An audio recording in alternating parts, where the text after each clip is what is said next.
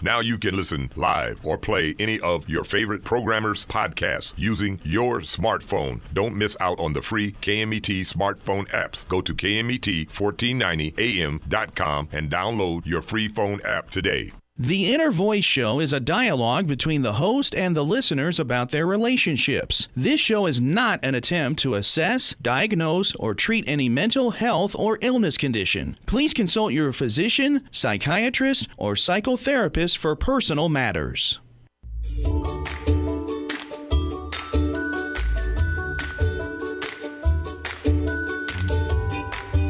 Inner Voice, a heartfelt chat with Dr. Foojan. Hello, everyone. Welcome to the Inner Voice Show. I'm Dr. Foojan Zeine and have Sean in studio. Now, this is a show about what matters most in our life, our mind, our thoughts, feelings, actions, relationships, and our fulfillment in this beautiful journey of life. So in this show, I'll bring you the latest research from UC Berkeley. Guess what? Honeymoon is not over. We get better as we age in our marriages. Yes, we do. That's what the researcher says. Now then, I will talk to Dr. Stan Tatkin. He's a clinician. He's a TEDx speaker, developer of PACT, and I'll tell you what that is. The techniques, and he's an author. We will discuss his latest book titled We Do. And you can call us on the studio line if you like to speak with me or Dr. Stan Tatkin, 951-922-3532. 951-922-3532. We'll be right back with Tip of the Week.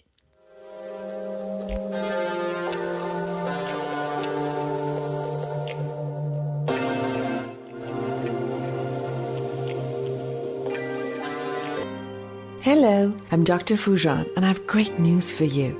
I'm offering a special time-limited offer to anyone who's interested in online therapy or coaching sessions. I've developed the awareness integration model, which allows in only 12 weeks to raise your self-esteem and confidence and let go of your thoughts and emotions that produce depression and anxiety for you. So call today to schedule your online session and save $600. Call me today at 818-648-2140. That's 818-648-2140. Or go to www.foojan.com.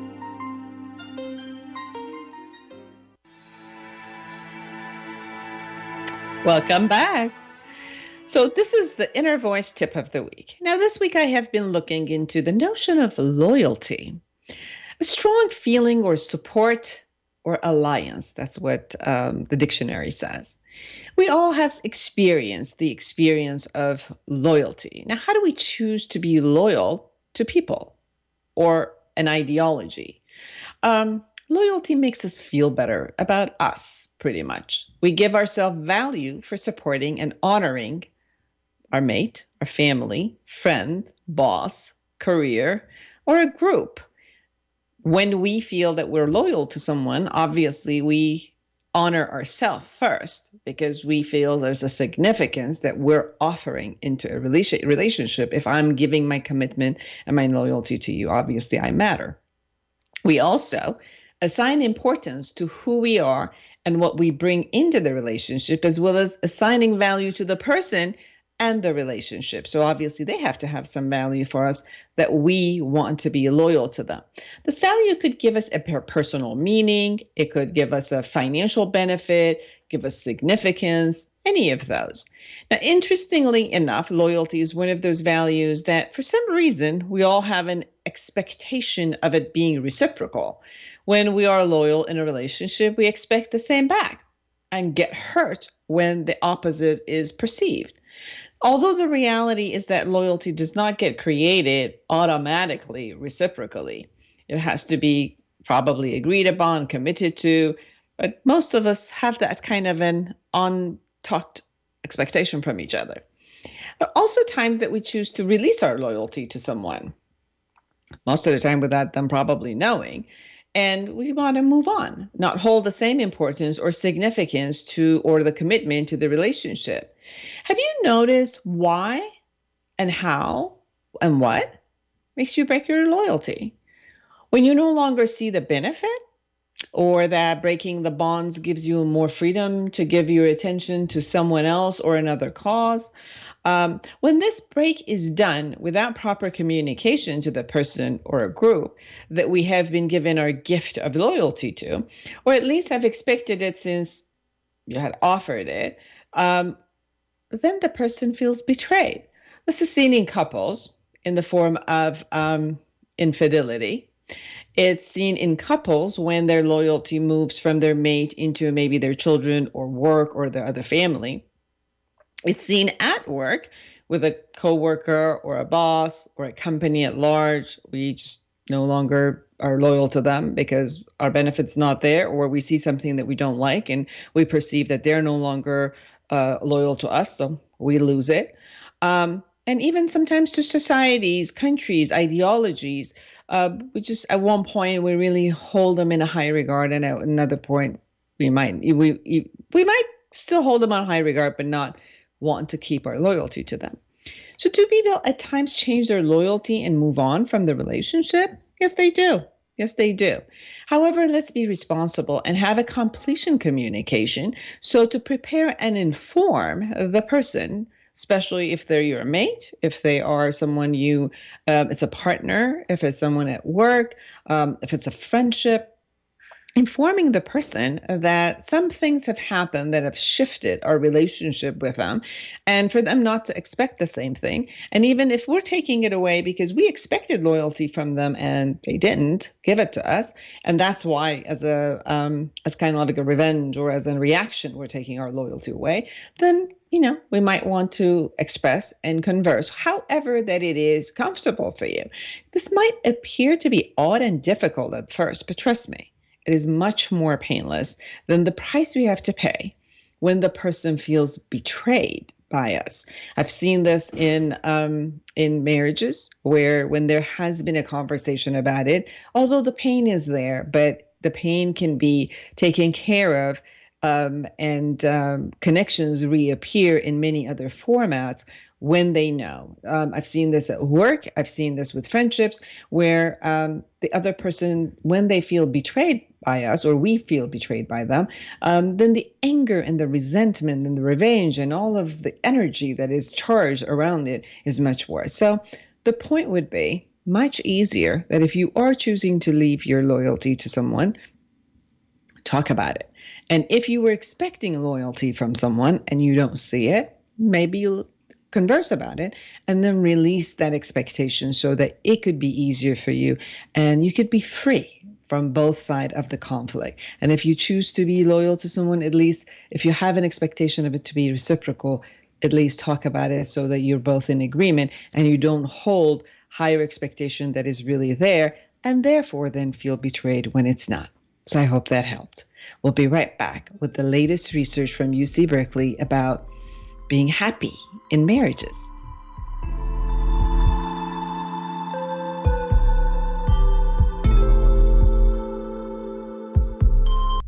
Join the conversation every Monday afternoon at 3 p.m. Pacific for Inner Voice Heartfelt Chat with Dr. Foojan. Dr. Foojan is a radio and TV host, international speaker, psychotherapist, life coach, and the author of Life Reset, the awareness path to create the life you want. She brings you the latest research and interviews with experts in the field of cognitive sciences. Anyone who loves to grow and create growth for humanity gets a voice on this call-in show. Inner Voice Heartfelt Chat with Dr. Foojan. Monday afternoons at 3 p.m. Pacific on Smart Talk KMET 1490 AM and on KMET1490AM.com.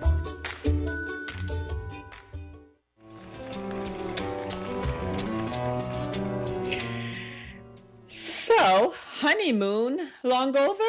Well, hang in there. A new University of California, Berkeley study shows those prickly disagreements that can mark the early and middle years of marriage mellow, with age as conflicts give way to humor and acceptance. Researchers analyzed a videotape conversations between 87 middle-aged and older husbands and wives who had been married for 15 to 35 years and tracked their emotional interactions over the course of 13 years. They found that as couples aged, they show more humor and tenderness. toward another. Overall, the findings published in the journal Emotion showed an increase in such a positive behaviors as humor and affection, and the decrease in negative behaviors such as defensiveness and criticism. The results challenge long-held theories that emotions flatten or deteriorate in old age and point instead to an emotionally positive trajectory for long-term married couples. Now, these findings shed light on one of the great paradoxes of later life. Despite experiencing the loss of friends and family, older people in stable marriages are relatively happy and experience low rates of depression and anxiety. Marriage has been good for their mental health. Consistent with previous findings from Levinson's Berkeley Psychophysiology Laboratory, the longitudinal study found that wives were more emotionally expressive than their husbands, and as they grew older, they tended toward more domineering behaviors and less affection. Go women, they get more domineering as we age, as this study says. But generally, across all the studies' age and gender cohorts, negative behaviors decreased with age. Given the links between the positive emotion and health, these findings underscore the importance of intimate relationships as people age and potential health benefits associated with marriage. Now, the results are the latest to emerge from the 25-year UC Berkeley study headed by Levinson of more than 150 long-term marriages. The participants now, mostly in their 70s, 80s, and 90s, are heterosexual couples from the San Francisco Bay Area, whose relationships Levinson and fellow researchers began tracking in 1989. In their investigation of marital relationships, researchers viewed 15-minute interactions between spouses in a laboratory setting as they discussed shared experiences and areas of conflict. They tracked the emotional changes every few years. The spouse listening and speaking behaviors were coded and then rated according to their facial expressions, body language, verbal content, and tone of voice. Emotions were coded into their categories of anger, contempt, disgust, domineering behavior, defensiveness, fear, tension, sadness, whining, interest, affection, humor, enthusiasm, and validation. Researchers found that both middle-aged and older couples, regardless of their satisfaction with the relationship, experienced increase in overall positive emotional behaviors with age, while experiencing a decrease in overall negative emotional behaviors. These results provide behavioral evidence that is consistent with research suggesting that as we age, we become more focused on the positives in our lives. So there you go. Hang in there, all of you. Honeymoon stages will come back. So now I am excited to be able to speak with the relationship guru. He's amazing. His talks are amazing. Dr. Stan Tatkin. He's a clinician. He's an author. He's a TEDx speaker. I was actually just listening to his TEDx. PACT, which is Psychobiological Approach to Couples Therapy developer. He's a couples therapist and a co-founder of PACT Institute. Dr. Stan Tatkin is an assistant clinical professor at UCLA David Geffen School of Medicine. He maintains a private practice in Southern California and leads PACT program in the U.S. and internationally. He's the author of many books: Wired for Dating, Wired for Love, Your Brain on Love, Relationship RX, and co-author of Love and War in Intimate Relationships. Now, today we're discussing his latest book titled We Do. Don't go anywhere. We'll be right back with Dr. Stan Tatkin.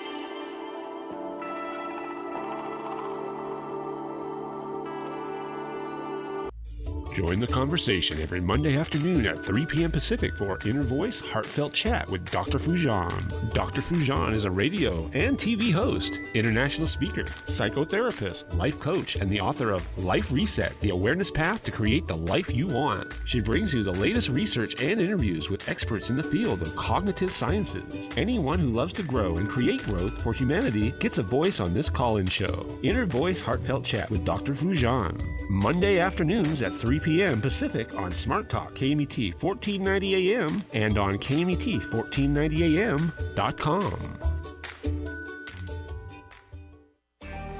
Have you ever wished you could just wake up one day, reach across your nightstand, and hit the life reset button? Let's face it, the struggles and frustrations of everyday life leave millions of women and men around the globe yearning for a new way. And the new way is right here in Life Reset, the awareness integration path to create the life you want by Dr. Foojan Zeine. You can get it now at Foojan.com or Amazon.com. Life Reset, the awareness integration path to create the life you want. You deserve it. Hello, I'm Dr. Foojan, and I have great news for you. I'm offering a special time-limited offer to anyone who's interested in online therapy or coaching sessions. I've developed the awareness integration model, which allows in only 12 weeks to raise your self-esteem and confidence and let go of your thoughts and emotions that produce depression and anxiety for you. So call today to schedule your online session and save $600. Call me today at 818-648-2140. That's 818-648-2140. Or go to www.foojan.com. Take KMET 1490 AM with you everywhere you go by downloading our free smartphone apps found on the KMET website, KMET1490am.com. You can also go to the Google Play Store or the Apple App Store on your phone to download the free app. Now you can listen live or play any of your favorite programmers' podcasts using your smartphone. Don't miss out on the free KMET smartphone apps. Go to KMET1490am.com and download your free phone app today.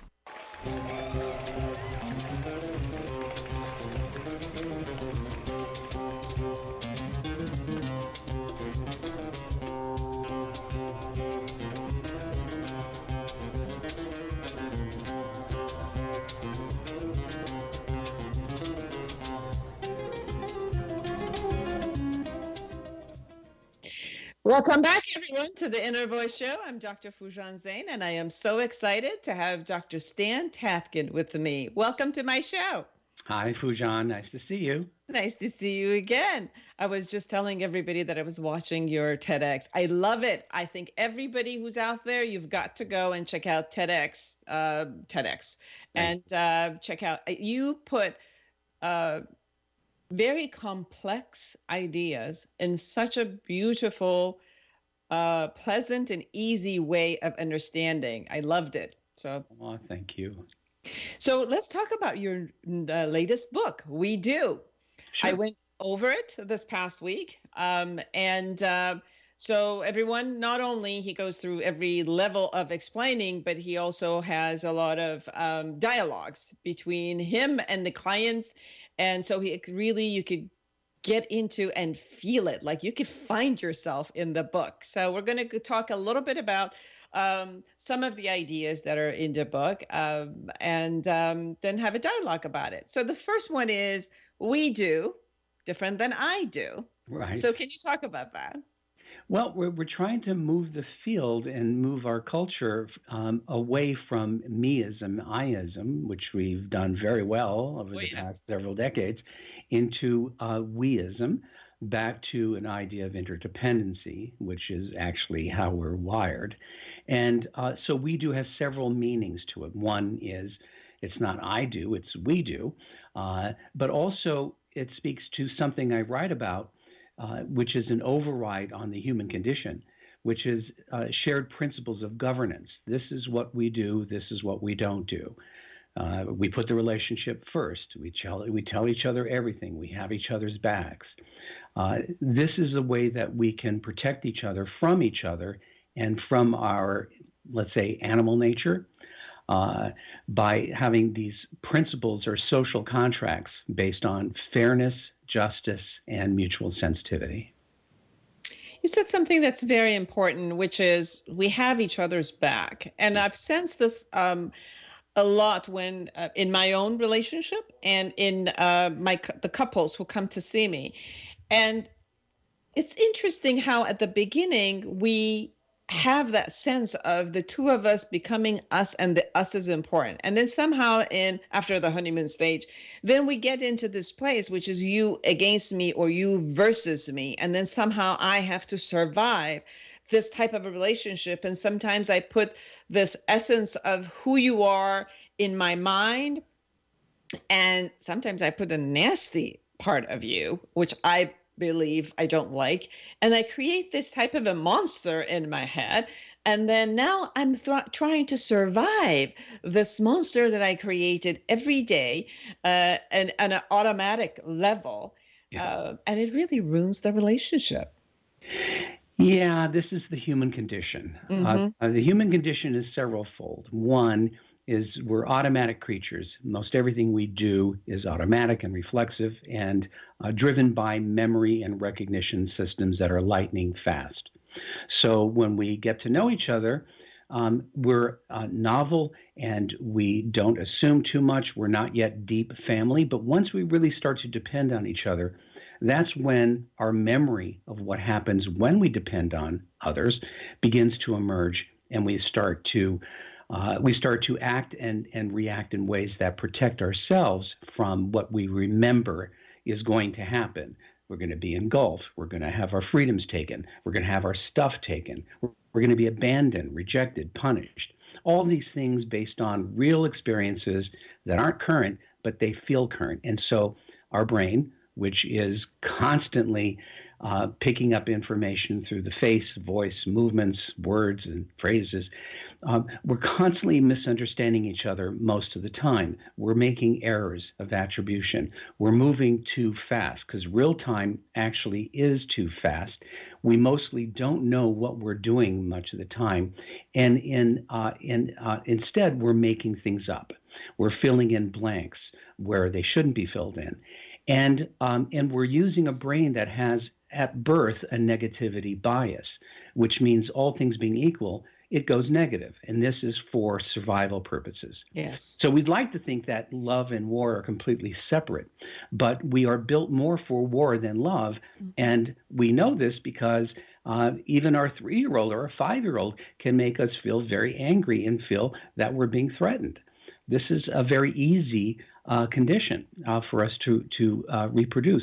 And so there are some measures we have to take into consideration the brain's error potentials and what happens with us as human beings in all relationships when we don't know how to work as a team, to work as a two-person system, to work collaboratively and cooperatively. This is something that has to be learned if we didn't see it in our families of origin.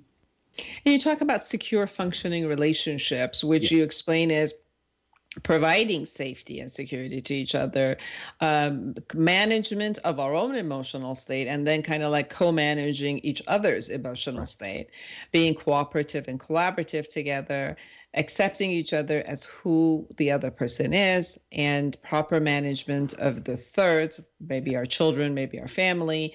And what I love about this part also is creating self-growth and well-being, like creating that space that we learn from each other and shared principles and purpose of vision. Can you talk about kind of all of those? Yeah, it really, we're talking secure functioning is really being an adult knowing that we're two separate people, and never really on the same page. We're approximating each other.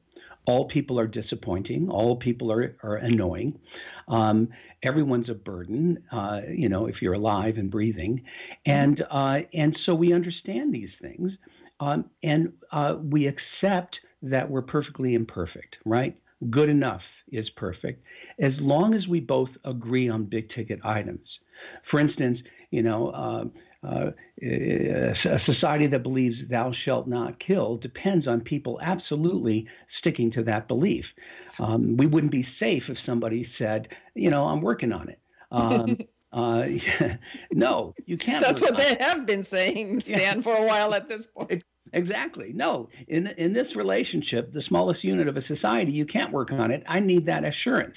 So secure functioning means that you and I understand the slings and arrows of life, that life is actually unsettling, unpredictable, often dangerous, and that we have to protect each other, both from each other and everything and everyone else.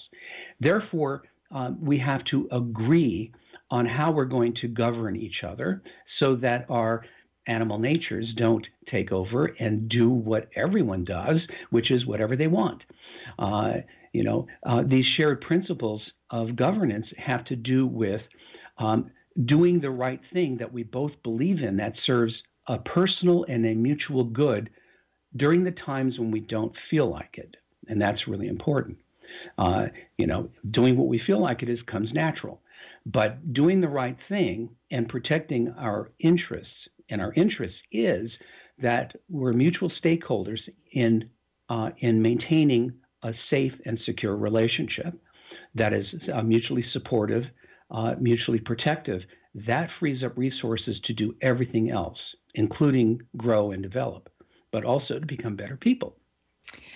I really love this conversation of safety because I've really have noticed that no matter what, even in the points of connection where people want to come back and, offer love to each other, or they miss each other and they're coming back to give some sort of a behavior that shows that type of a connection. When truly in their heart, they don't feel safe with their mate, any of these connections still kind of like passes them by and they don't stick. So both of them are living under the same roof, but lonely. Right.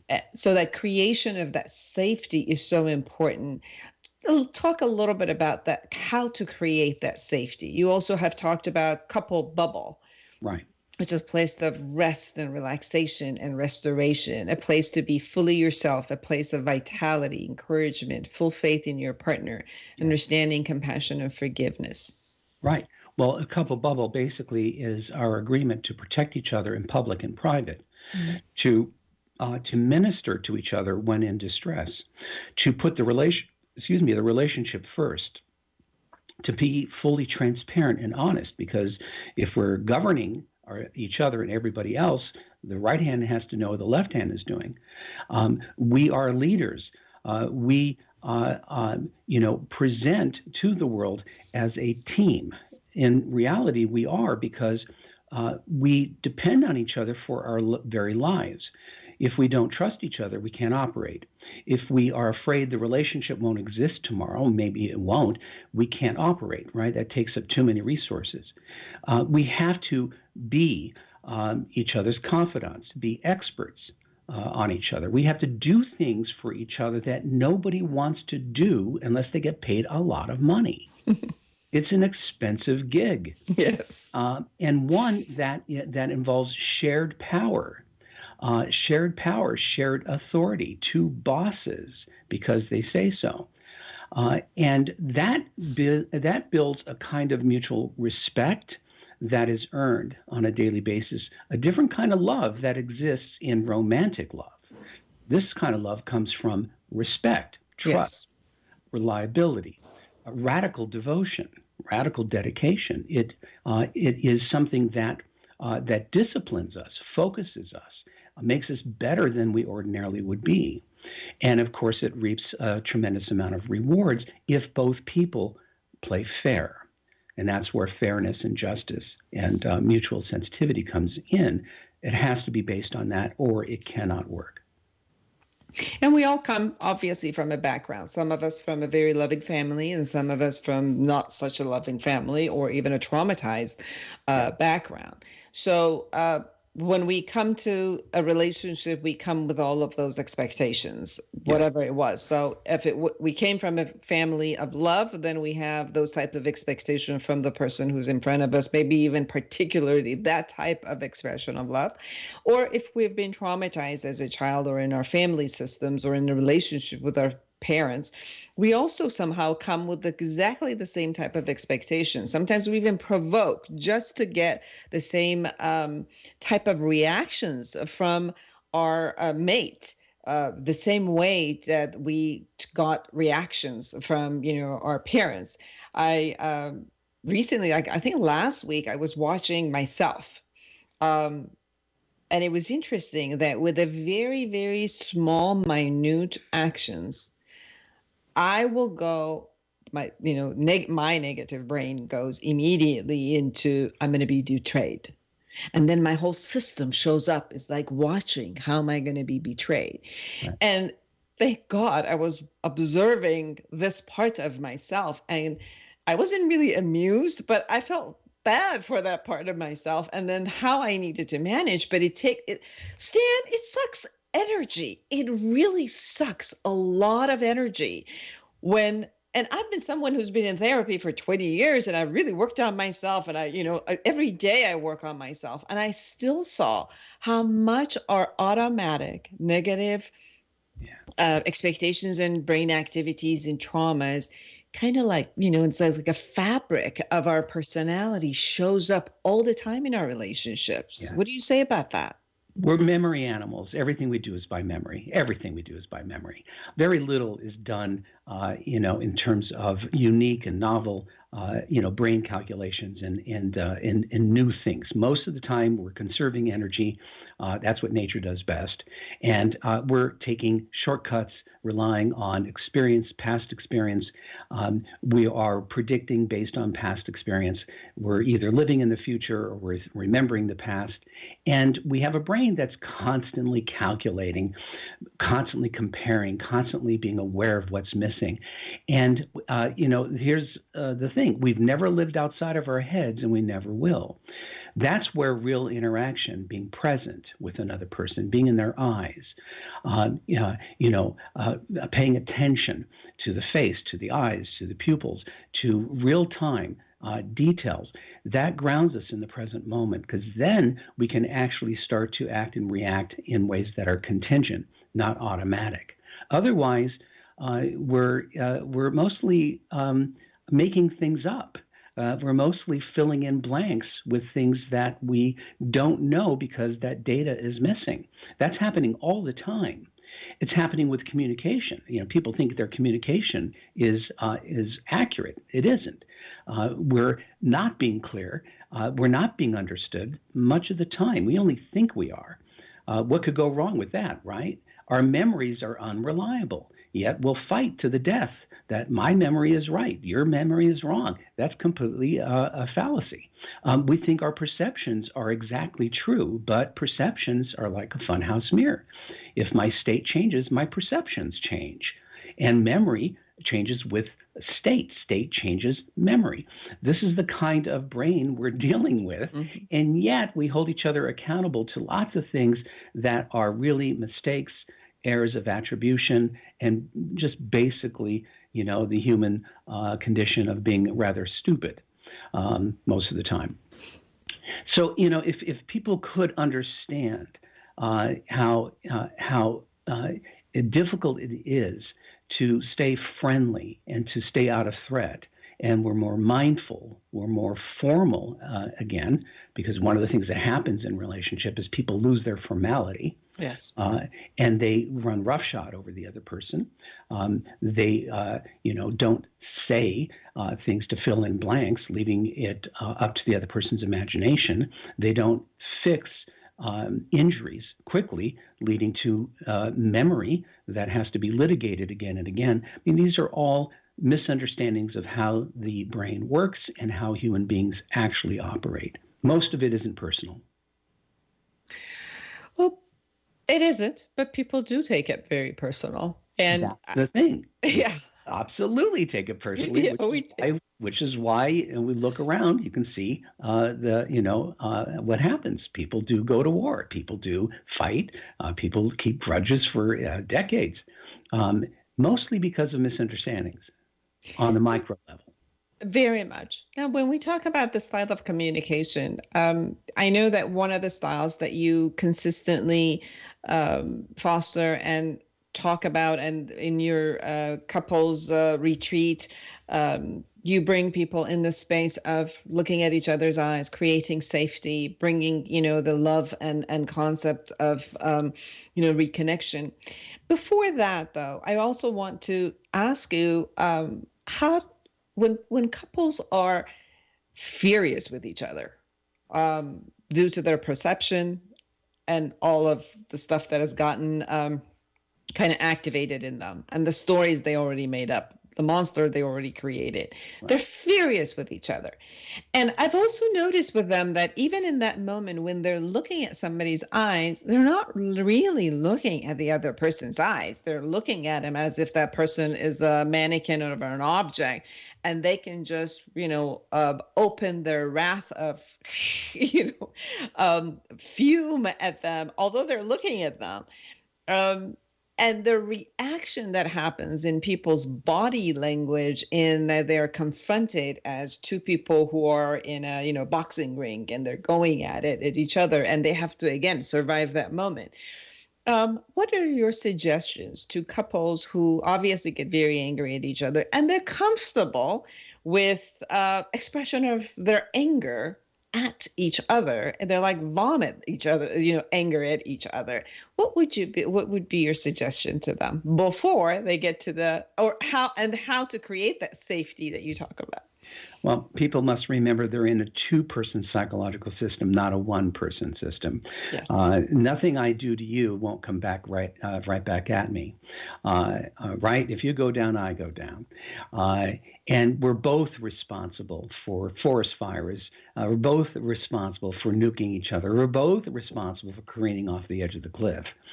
Therefore, we have to understand certain things. One, if I don't take care of you and me at the same time, there'll be trouble. If I don't relieve you and disarm you if you feel hurt, right away without explanation, without reasoning, if I don't do that, I've increased your blood pressure and now I'm more threatening, right? This is not about politeness. This is about biology. This is about threat systems. So it would be in my best interest if you said you were hurt or upset with me to relieve you right away and say, you know what, you're right. I know I did that. I am really sorry. I wouldn't like that if you did that to me. I'm really, really sorry. And then I wait to see you relax. I wait to see your face return to neutral or soften before I say, here's what's bothering me, right? Because I won't have an audience unless I disarm you. I get what I deserve if I don't first relieve you. Otherwise, I lose my audience. Yes. So if I'm trying to bargain with you, if I'm trying to get something, and I don't, if I don't actively say what it is you want and what your concerns are, and why you have reason to be concerned, then you'll have to do it yourself. Most of the time, people, and this is the we do part, most people are squaring off because they're standing up for their interests only, not the other person's interest. And as soon as I do that with you, let's say we're talking and I'm only talking about my interests, you're going to do the same thing. You're going to start to assert your interests, your concerns, and now we're squaring off.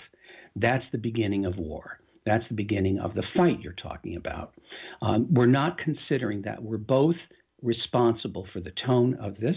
We're both responsible for making sure we're friendly, because if I'm saying something negative to you, you don't know that I'm friendly, right? I'm complaining. I'm saying things to you, but I'm not telling you, I know you. I know you need to hear that I appreciate what you do. You're sensitive to that. I know where you're injured. I do appreciate. I love this and what you do here. I so appreciate. But what makes me so goddamn mad at you is this, okay? As long as I signal to you that I understand, that I know you, and that I'm taking care of that aspect of you that is sensitive and vulnerable, I have an audience, and now I can complain. But if I run roughshod, if I just want to feel better, and I don't really care about you, that's going to bode very badly for me, and as it should. And so people have to understand the rules of engagement with the human primate. This is not just your partner. This is not a personality issue. This is a human condition issue. And people have to learn how to do it in order to get along with others. So that's one, is that you go into something knowing that you're going to create a situation as much as you can where you both win. This is good for me, and this is how I think it's good for you. And then you counter that. And we come to something that is good for both of us. It takes a little longer, but that's how you do it. You move in lockstep. I want to do something. You don't want to do something. I'm going to bargain with you. Okay, I want to go with you. I don't want to just split up and do our own thing. How about if I do this? How about if I offer this to you tonight? Would that make it worth your while to come to me? Come with me on this thing. Okay, no, I see it's not enough. How about if I throw this in? How about if I do this also? And now I got a good thumbs up from you. And I might say, okay, but you can't complain, right? And you say, good. Now we move together. There's nothing to litigate, nothing to look back on. That's how you want to move. You know, when I see couples that are complaining or upset about something that happened this morning or last night or last week or last year, all that means is that they failed to take care of business in the moment. Because once you start to have to rely on memory, which is faulty, you're screwed. There is no way to parse that and to be sure that you've got it right. Neither partner can. Best thing to do is always take care of business together and know that you're like a three-legged race. You got to work together, because if you pull apart, you go nowhere. If one of you moves too fast, you both fall. That is just the way it is. And to know that the business is not, that it's the business of life, and it isn't you're not that business. So sometimes when people are fighting and complaining, they're complaining about the other person versus the issue at hand. Right. And you also talk about style of communication in your book, We Do. Can you talk a little bit about different, and you did already, more of the communication of how to go from like the conflict versus the resolution of the conflict and then creating the reconnection? And you talked a little bit about it. Anything else that you want to say in that area? So this is what your audience should understand. When you enter into a stressful situation, first of all, you want to be eye to eye and face to face. We're legally blind on the sides, so you are hobbling yourselves. If you're doing it on the phone, that's going to be a problem, or on text, big problem. But or to the side, face to face, eye to eye, because you're reading cues and you're in real time. You want to move in and out of distress quickly. You don't have time. You want to hit it, and you have a problem. If you have a problem, I have one. We have one. We take that and we put it to a third thing here, and we work on it quickly with as few words as possible. People talk too much when they're in distress. That counts against them. When we are in distress and under threat, words count against us. We actually get more agitated the more words we hear. We don't have the resources to process them. Plus, the more I talk, the more likely I'm going to say a dangerous word or phrase. Right. So it's in my best interest to keep it short, brief, get off the stage, let you go, and we're going to do something quickly to take this off the table as quickly as possible, proffer relief to each other. Even if it's just for now, we always move the ball forward, and we end it for now and then go have lunch. People end up talking and working too hard, and they get into trouble because they think they have all the time in the world when they're under stress. They don't. There's a tick-tock here. And both people have to scurry towards mutual relief as quickly as possible. Now, sometimes this is done, and you can see it. If you videotape yourself and you give yourselves 5 minutes to get in and out of trouble and play it back, you can see why you're taking so long and why you're doing a lot of unnecessary things, maybe things that are actually causing trouble. And so this is a skill, and again, an understanding of the human nervous system. If you hold each other in tension too long, that in itself becomes a threat. And so I encourage people to tense and relax. Hold on, let go. Go into something and then drop it, and you keep coming back and nibbling on it. This way you're not sitting down in one gulp, which is going to be overwhelming. So in that way, people can really address anything. But remember, you're just moving the ball forward a little. You're not sitting down and trying to solve world peace. That's not going to happen. You're just trying to give a sense that something got done, something got accomplished. Nothing worse than to be under a lot of stress and walk away with nothing. One of the things that you were saying, and I was realizing in a sense where when you work through things simultaneously at this point, when you get done with what's at hand at that moment, then you don't store things. And part of what we see with couples who they don't do this style, they go through a conflict, they assign the conflict to the person, like that's pure character. And then they don't clear it and they put it right in the closet. And then the next piece happens, the same thing, they'll assign it. So by a little bit of a time, the person you have in the closet as your mate has a lot of problems, obviously, in your head. And then when issues arise and you want to go over them and let go of them, what we do is this huge history that we've created, where just resolving things don't make us feel better because we think we're only resolving shallow stuff, and there's so much depth that we have to handle, and the points of connection don't make us feel better. And as I was hearing you, it's like when you do that from the beginning of the relationship, you don't create negative history with each other, because you create things and move on, and you create things and move on. And you don't assign it to people to create that type of a negative history with people then that you think you have to go and solve and sit down with 20 years of, my mother-in-law said that, and at the time of the wedding you did that, and we never got it resolved. It just seems like we're moving in the present moment, creating and reconnecting and creating and reconnecting.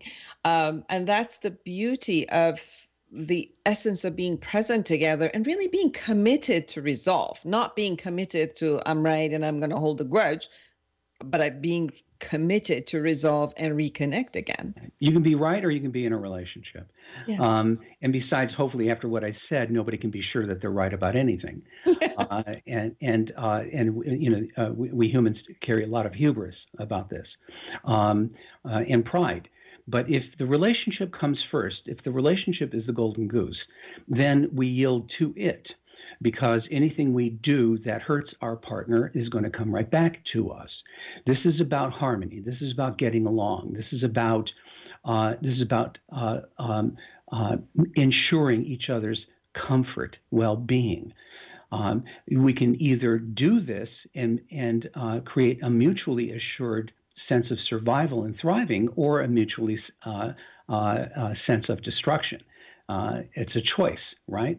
But a lot of this really has to do with being ready to respect our partner's perception of something and not argue with it.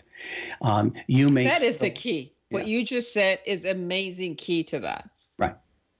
You may feel that I just yelled at you. I will argue and say, no, I didn't. Well, I'll never win that argument.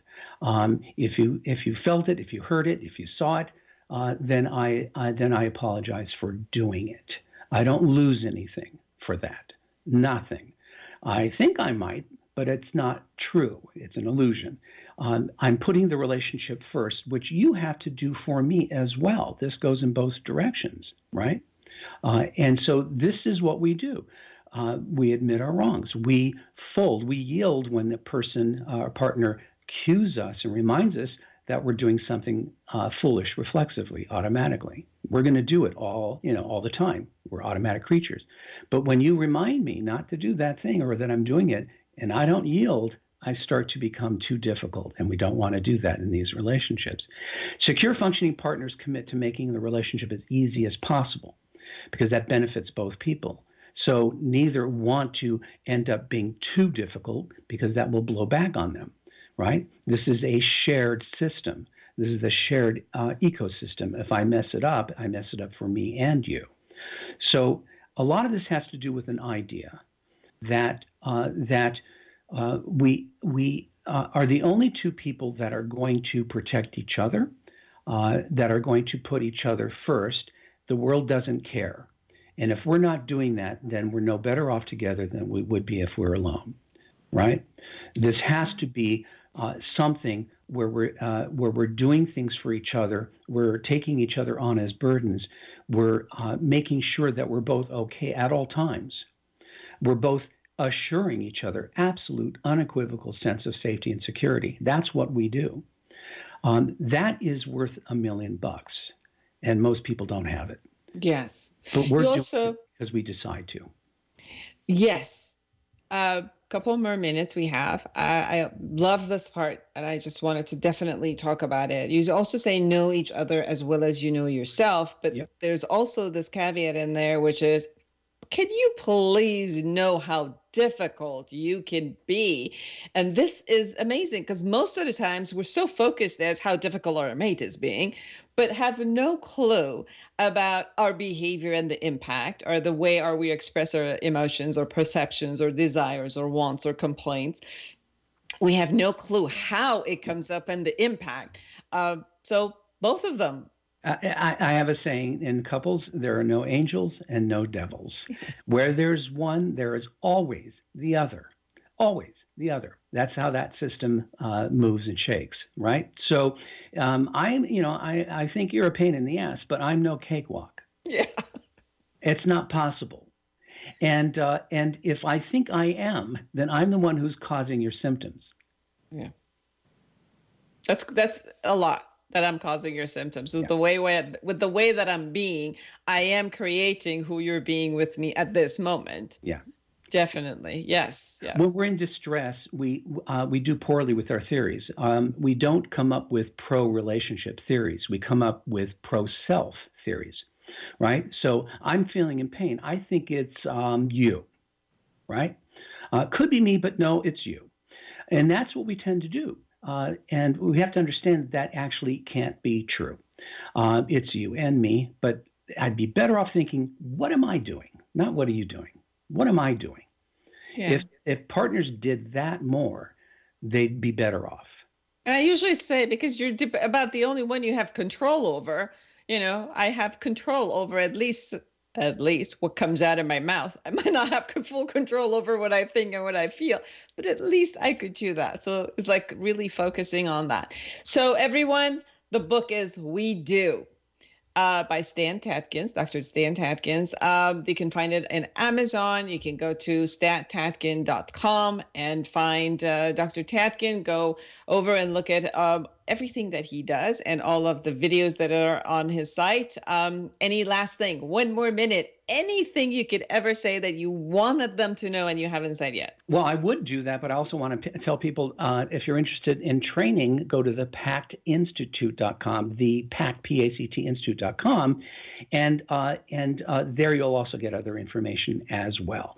So we do couples retreats all over the world, all over the country. You can find those as well. The thing I would say is focus on the relationship, not the person. What is the relationship? What should it be?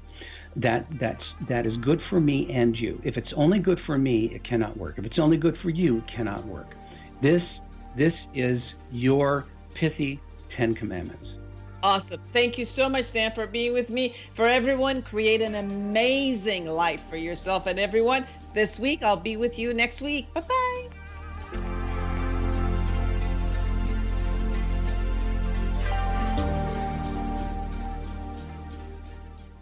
The Inner Voice Show is a dialogue between the host and the listeners about their relationships. This show is not an attempt to assess, diagnose, or treat any mental health or illness condition. Please consult your physician, psychiatrist, or psychotherapist for personal matters. KMET, Banning, Beaumont, Redlands, and Palm